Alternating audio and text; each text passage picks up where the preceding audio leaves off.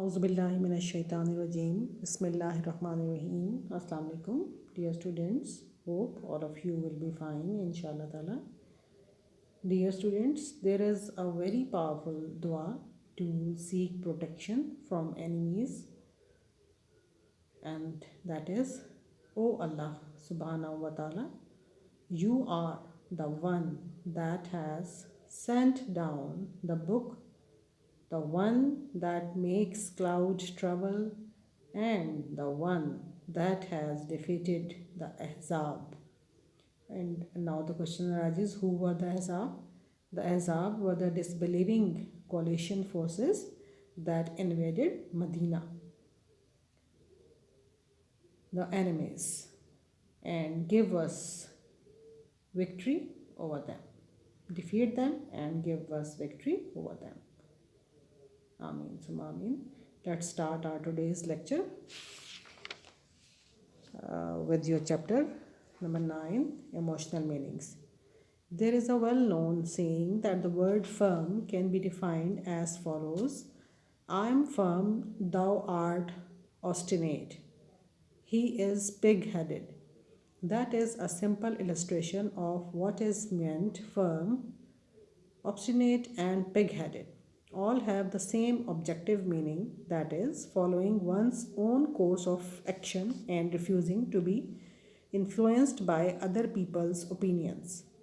They have, however, different emotional meanings. Firm has an emotional meaning of strong approval, obstinate of mild disapproval, and pig-headed of strong disapproval.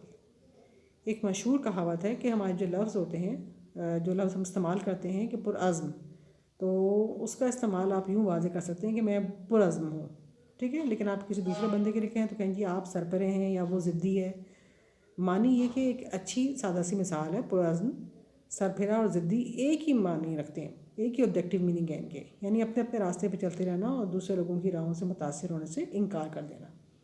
लेकिन इनके अलग अलग जज्बाती मानी भी हैं। पुरअज़्म के जज्बाती मानी सख्त पसंदीदगी के हैं, और सरफिरा के ज़रा थोड़े से, आप जब से थोड़े से नाराज़ से होते हैं, नापसंदीदगी का इजहार करना हो तो आप सरफिरा का लफ्ज़ यूज़ करते हैं, और ज़िद्दी के मानी जो है वो सख्त नापसंदीदगी के अंदर आ जाते हैं, ठीक है। ऑब्स्टिनेट कहते हैं ज़िद्दी बनने को, मतलब यानी कि इनका एक ही है, लेकिन हम इनको मुख्तलिफ सिचुएशंस में इस्तेमाल करते हैं। फर्म भी हम यूज़ कर सकते हैं, लेकिन हमने जहाँ अपना कोई जज्बात का इजहार करना हो वहाँ हम ऑब्स्टिनेट का वर्ड भी यूज़ कर लेते हैं, और साथ साथ पिग हेडेड भी, ठीक है। पिग हेडेड कहते हैं Sarfira.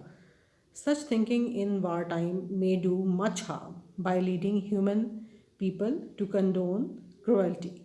When the ordinarily liberal-minded Swinburne wrote a poem during the Boer War on the death of a British officer who had been blamed for the bad condition of the camps in which the Boer women and children were interned, he said, "Nor heed we more than he what lawyers dare say of mercy's holiest ducks left undone."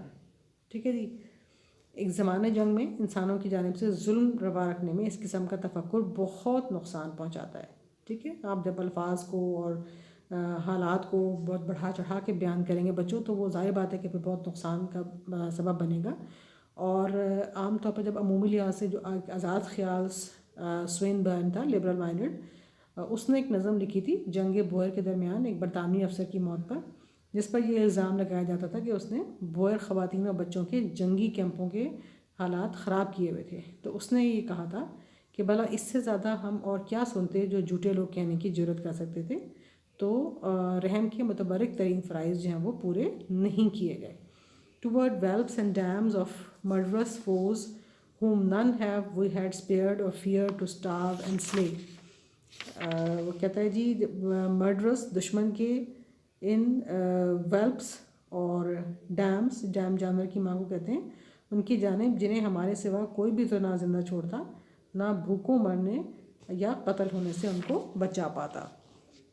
Whelps and dams clearly mean in objective fact children and wives, with the added meaning of the emotional attitude adopted toward the females and young of wild beasts, while murderous means no more in objective fact that our foes killed us when they could, with the added emotional meaning of an attitude toward them, which is our attitude to those who are guilty of murder. अब मारूजी तौर पर तो वेल्प्स और dams के मानी बच्चे और बीवियाँ ही हैं, ठीक है। अलबत्ता जब आप उनके साथ जज्बाती मानी का इजाफा करके उन दरिंदों के, मवेशियों, बच्चों के साथ मिला दिया गया है, जबकि मर्डरस के मानी ऑब्जेक्टिव रियलिटी में सिर्फ यही है कि हमारे दुश्मन जब हमें मार सकते थे तो उन्होंने हमें मारा, ठीक है, जैसा कि हमने भी उन्हें मारा। अलबत्ता इसके साथ इजाफी जज्बाती मानी उनकी जानिब से इस रुझान के हैं कि उन्होंने हमें मारकर जुर्म का इर्तिकाब किया। यानी इसका मतलब ये बच्चों, हम अपने दुश्मन के हवाले से कोई बात करते हैं, जब वो कोई अटैक करते हैं तो हम कहते हैं जी उन्होंने बड़ा जुल्म किया, ठीक है। हमने उनके काम को बढ़ा चढ़ा के हम बयान करते हैं, जबकि अपने जो हमारे इसी किस्म के कारनामे होते हैं उनको हम और अल्फाज में बयान करते हैं, ठीक है। The use of emotionally toned words is not, of course, always to be condemned. They are always harmful when we are trying to think clearly on a disputable point of fact. In poetry, on the other hand, they have a perfectly proper place because in poetry, as in some kinds of prose, the arousing of suitable emotions is an important part of the purpose for which the words are used. In the Eve of Saint Agnes, Keats has written, अब जज्बात से रंगे अल्फाज का इस्तेमाल हमेशा ही काबिल मज़म्मत नहीं होता। जब हम किसी हकीकत के इख्तलाफी नुक्ते पर साफ अंदाज से गौर कर रहे हों तो ये अल्फाज हमेशा नुकसानदेह साबित होते हैं। इसके बरक्स शायरी में इन अल्फाज का एक मुकम्मल और मुनासिब मकाम होता है, क्योंकि शायरी में बाज़ नसर पारों के मानिंद मुनासिब जज्बात का उभारना इस मकसद का एक अहम हिस्सा होता है जिसके लिए अल्फाज इस्तेमाल किए जाते हैं। इसी तरह से बच्चों, जॉन कीट्स जो बड़ा मशहूर और मारूफ इंग्लिश पोइट था, उसकी एक पोइम थी the Eve of Saint Agnes, ठीक है। उसमें उसने लिखा था, full on his casement shone the wintry moon and threw warm gules on Madeline's fair breast. These are beautiful lines. Let us notice how much of their beauty follows from the proper choice of emotionally colored words and how completely it is lost if these words are replaced by the neutral ones. यानी इसने शायर ने बड़े खूबसूरत अल्फाज, जज्बाती अल्फाज जो हम इस्तेमाल किए हैं, और अगर हम इनमें से इस तमाम जज्बाती अल्फाज ख़त्म करके गैर जज्बाती अल्फाज डाल दें तो ये इसकी खूबसूरती ही ख़त्म हो जाएगी इस जुमले की। The words with strikingly emotional meanings are casement. Casement कहते हैं बच्चों खिड़की को, जिसमें बहुत ज़्यादा नुमायाँ तौर पर इमोशनल मीनिंग्स वाले वर्ड्स यूज़ किए गए। उनमें पहला नंबर केसमेंट का है, दूसरा ग्यूल्स का है। ग्यूल्स बच्चों सुर्ख रंग को कहते हैं। Madeline, fair and breast. Casement means simply a kind of window with emotional and romantic associations. Girls is the heraldic name for red, yani with the suggestion of romance which accompanies all heraldry. Madeline is simply a girl's name, but one calling out favorable emotions, absent from a relatively plain and straightforward name. Fair simply means in objective fact that her skin was white or uncolored, a necessary condition for the colors of the window to show, but also fair implies warm emotional preference for an uncolored skin rather than one which is yellow, purple, black or any of the other colors which skin might be. Breast has also similar emotional meanings, and the aim of scientific description might have been equally well attained if it had been replaced by such a neutral word as chest. तो ये बहुत खूबसूरत क़तारें हैं। आइए देखें इनकी कितनी सारी खूबसूरती जज्बात से लगे हुए अल्फाज के मुनासिब इंतखाब की बदौलत है, और अगर ये अल्फाज गैर जज्बाती अल्फाज से बदल दिए जाएँ तो ये किस तरह ख़त्म हो जाती है। तो हैरानकुन हद तक जज्बाती मानी वाले अल्फाज ये हैं, जिसमें केसमेंट आ जाता है, ग्यूल्स आ जाता है, मैडलिन, फेयर और ब्रेस्ट। केसमेंट सिर्फ खिड़की के मानों को जज्बाती और रूहानी रंग के साथ बयान करता है। ग्यूल्स सुर्ख के लिए शाही किस्म का एक लफ्ज़ है, और उसके तमाम रोमांस का इसमें इजहार होता है जो दरबारी ज़िंदगी से वाबस्ता रहता है।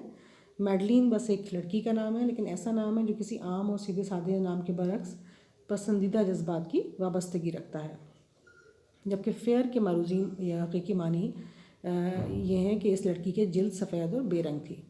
अब खिड़की के रंगों को दिखाने के लिए एक लाजमी शर्त थी, लेकिन फेयर का मतलब इस बेरंग जिल्द के लिए जर्द, गुलाबी, सियाह या किसी और रंग की जिल्द की निस्बत जज्बाती तरजीह भी रखता है।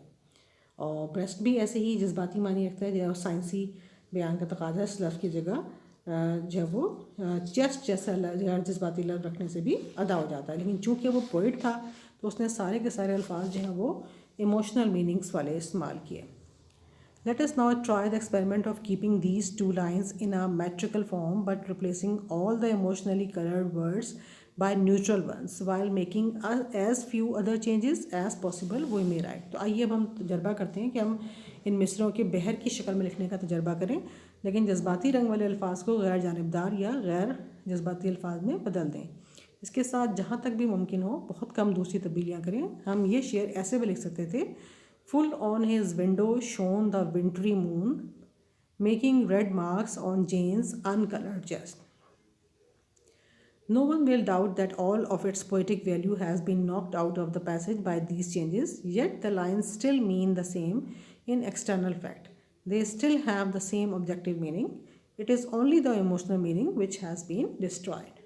ठीक है, तो इस बात में किसी को शक नहीं होगा कि इन मिसरों का तमाम शायराना हुस्न जो है इन तब्दीलियों ने गारद ही करके रख दिया। ठीक है, लेकिन इनका जो मतलब था वो अभी भी वही है, मारूजी मानी हुई, बस जज्बाती तौर पर जो है इनके अल्फाज और उनके मानी जो है वो तबाह हो गया बिल्कुल। Now if Keats had been writing a scientific description for a textbook on physics instead of a poem, it would have been necessary for him to have used some such coldly objective term as the ones into which we have just translated his lines. Such emotionally charged phrases as warm gules and fair breast would only have obscured the facts to which the scientist exactly but unbeautifully refers when he speaks of the selective transmission of homogeneous light by pigmented glass. और अगर Keats जो है वो ये तजर्बा करे कि अपनी एक नज़म की बजाय फ़िज़िक्स की किसी किताब के लिए वो साइंसी बयान अगर लिख रहा होता तो ये बात उसके लिए बड़ी ज़रूरी होती कि वो ऐसी ही बेजान मरूज़ी इस्तेलाहात इस्तेमाल करे जैसी हमने उसके शायरी के जो हक़ाइक़ थे उनको छुपा लिए थे, जिनकी जानिब साइंसदान जो है वो ठीक ठीक गैर हिस्सियाती अंदाज में इशारा करता है जब वो रंगदार शीशे में से रोशनी की मुंतखब तरसील की बात करता है। ठीक है, तो होमोजीनियस और पिगमेंटेड ग्लास इस तरह के अल्फाज जो हैं वो यूज़ किए जाएँ तो देखें फिर क्या असरात पड़ते हैं। अगर कीट्स जो है वो ऐसा तजर्बा करता तो फिर देखा जाता कि उसका क्या असर होता। बस आज के लिए इतना काफ़ी है बच्चों। अब आपके आ जाते हैं हम रिपोर्ट की तरफ। रिपोर्ट आपने बच्चों करनी है report number 5, right a report on the steps taken by the government for the elimination of narcotics और ड्रग्स। आपने रिपोर्ट लिखनी है, तरीक़ाकार आपको बता दिया गया है।